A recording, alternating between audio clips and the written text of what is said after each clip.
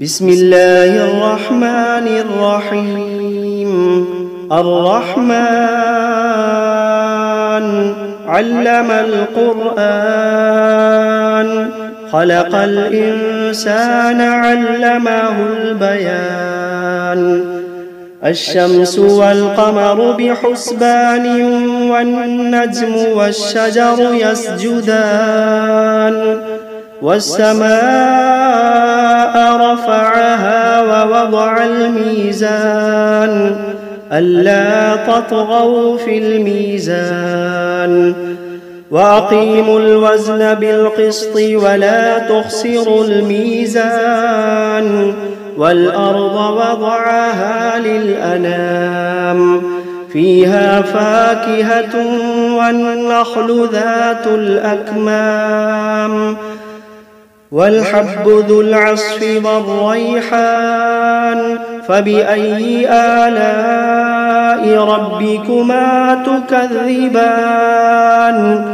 خلق الإنسان من صلصال كالفخار، وخلق الجان من مارج من نار. فبأي آلاء ربكما تكذبان. رب المشرقين ورب المغربين، فبأي آلاء ربكما تكذبان. مرج البحرين يلتقيان، بينهما برزخ لا يبغيان. فبأي آلاء ربكما تكذبان. يخرج منهما اللؤلؤ والمرجان، فبأي آلاء ربكما تكذبان. وله الجوار المنشآت في البحر كالأعلام، فبأي آلاء ربكما تكذبان. كل من عليها فان، ويبقى وجه ربك ذو الجلال والإكرام. فبأي آلاء ربكما تكذبان. يسأله من في السماوات والأرض كل يوم هو في شأن. فبأي آلاء ربكما تكذبان. سنفرغ لكم أيها الثقلان، فبأي آلاء ربكما تكذبان. يا معشر الجن والإنس إن استطعتم أن تنفذوا من أقطار السماوات والأرض فانفذوا، لا تنفذون إلا بسلطان. فبأي آلاء ربكما تكذبان. يرسل عليكما شواظ من نار ونحاس فلا تنتصران. فبأي آلاء ربكما تكذبان. فإذا انشقت السماء فكانت وردة كالدهان. فبأي آلاء ربكما تكذبان. فيومئذ لا يسأل عن ذنبه إنس ولا جان. فبأي آلاء ربكما تكذبان. يعرف المجرمون بسيماهم فيؤخذ بالنواصي والأقدام. فبأي آلاء ربكما تكذبان. هذه جهنم التي يكذب بها المجرمون يطوفون بينها وبين حميم آن فبأي آلاء ربكما تكذبان ولمن خاف مقام ربه جنتان فبأي آلاء ربكما تكذبان ذواتا أفنان فبأي آلاء ربكما تكذبان فيهما عينان تجريان فبأي آلاء ربكما تكذبان فيهما من كل فاكهة زوجان فبأي آلاء ربكما تكذبان متكئين على فرش بطائنها من استبرق وجنى الجنتين دان فبأي آلاء ربكما تكذبان فيهن قاصرات الطرف لم يطمثهن إنس قبلهم ولا جان فبأي آلاء ربكما تكذبان كأنهن الياقوت والمرجان فبأي آلاء ربكما تكذبان هل جزاء الإحسان إلا الإحسان فبأي آلاء ربكما تكذبان ومن دونهما جنتان فبأي آلاء ربكما تكذبان مدهامتان فبأي آلاء ربكما تكذبان فيهما عينان نضاختان فبأي آلاء ربكما تكذبان فيهما فاكهة ونخل ورمان فبأي آلاء ربكما تكذبان فيهن خيرات حسان فبأي آلاء ربكما تكذبان حور مقصورات في الخيام فبأي آلاء ربكما تكذبان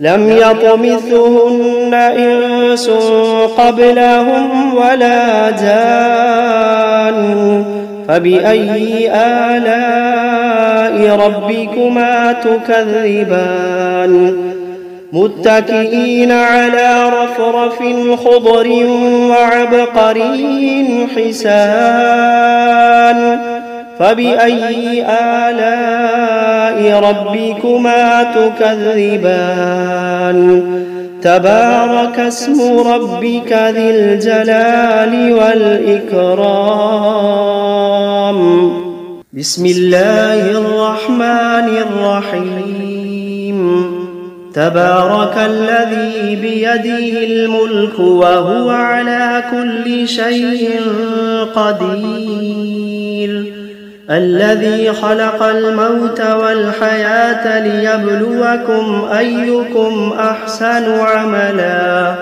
وهو العزيز الغفور الذي خلق 7 سماوات طباقا ما ترى في خلق الرحمن من تفاوت فارجع البصر هل ترى من فطور ثم ارجع البصر كرتين ينقلب إليك البصر خاسئا وهو حسير ولقد زينا السماء الدنيا بمصابيح وجعلناها رجوما للشياطين وأعتدنا لهم عذاب السعير وللذين كفروا بربهم عذاب جهنم وبئس المصير إذا ألقوا فيها سمعوا لها شهيقا وهي تفور تكاد تميز من الغيظ كلما ألقي فيها فوج سألهم خزنتها ألم يأتكم نذير قالوا بلى قد جاءنا نذير فكذبنا وقلنا ما نزل الله من شيء إن أنتم إلا في ضلال كبير وقالوا لو كنا نسمع أو نعقل ما كنا في أصحاب السعير فاعترفوا بذنبهم فسحقا لأصحاب السعير إن الذين يخشون ربهم بالغيب لهم مغفرة وأجر كبير وأسروا قولكم أو اجهروا به إنه عليم بذات الصدور ألا يعلم من خلق وهو اللطيف الخبير ألا يعلم من خلق وهو اللطيف الخبير هو الذي جعل لكم الأرض ذلولا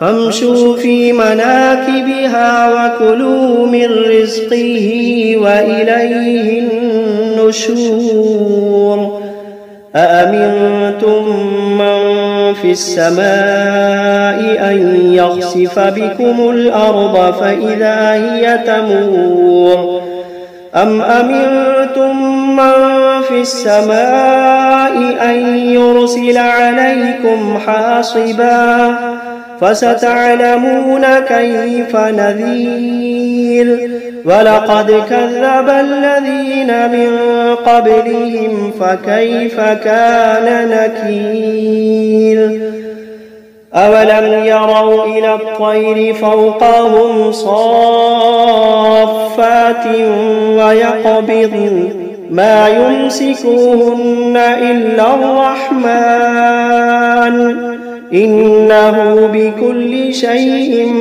بصير أمن هذا الذي هو جند لكم ينصركم من دون الرحمن إن الكافرون إلا في غرور أمن هذا الذي يرزقكم إن أمسك رزقه بل لجوا في عتب ونفور أفمن يمشي مكبا على وجهه أهدى أمن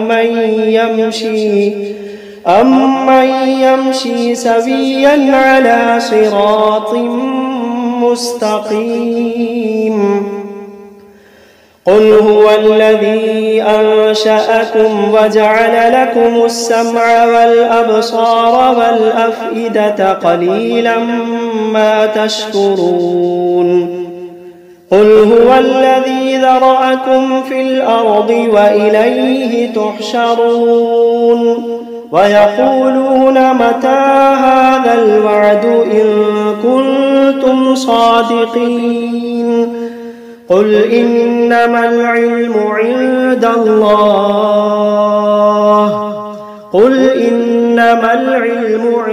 الله وإنما أنا نذير مبين فلما رأوه زلفة سيئت وجوه الذين كفروا وقيل هذا الذي كنتم به تدعون قل أرأيتم إن أهلكني الله ومن معي أو رحمنا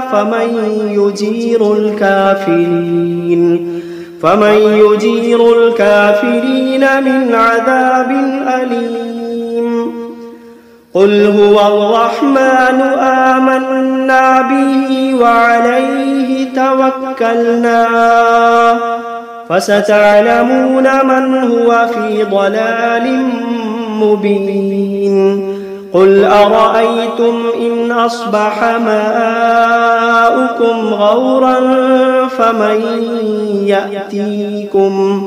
فمن يأتيكم بماء معين بسم الله الرحمن الرحيم قل أوحي إلي أنه استمع نفر من الجن فقالوا إنا سمعنا قرآنا عجبا يهدي إلى الرشد فآمنا به ولن نشرك بربنا أحدا وأنه تعالى جد ربنا ما اتخذ صاحبة ولا ولدا وأنه كان يقول سفيهنا على الله شططا وأنا ظننا أن لن تقول الإنس والجن على الله كذبا وأنه كان رجال من الإنس يعوذون برجال من الجن فزادوهم رهقا وأنهم ظنوا كما ظننتم أن لن يبعث الله أحدا وأنا لمسنا السماء فوجدناها ملئت حرسا شديدا وشهبا وأنا كنا نقعد منها مقاعد للسمع فمن يستمع الآن يجد له شهابا رصدا وأنا لا ندري أشر أريد بمن في الأرض أم أراد بهم ربهم رشدا وأنا منا الصالحون ومنا دون ذلك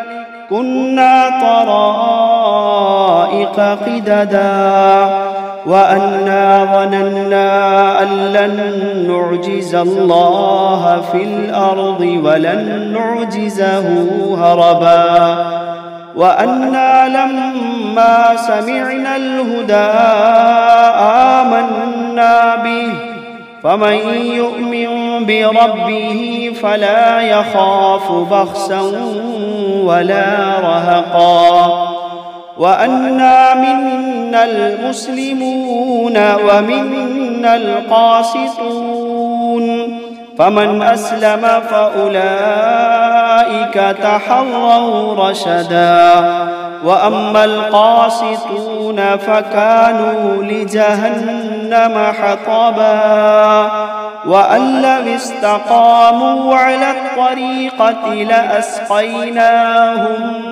ماء غدقا لنفتنهم فيه ومن يعرض عن ذكر ربه يسلكه عذابا صعدا وأن المساجد لله فلا تدعوا مع الله أحدا وأنه لما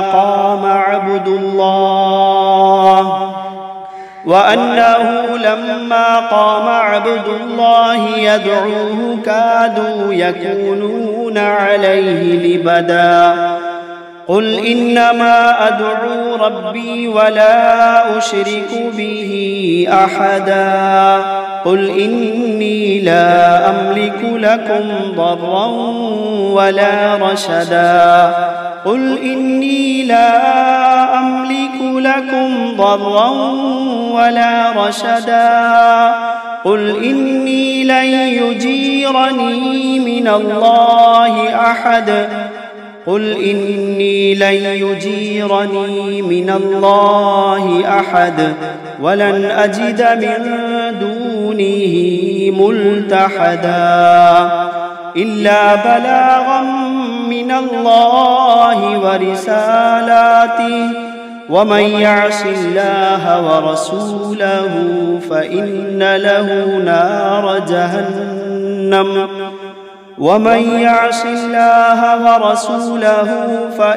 له نار جهنم خالدين فيها أبدا.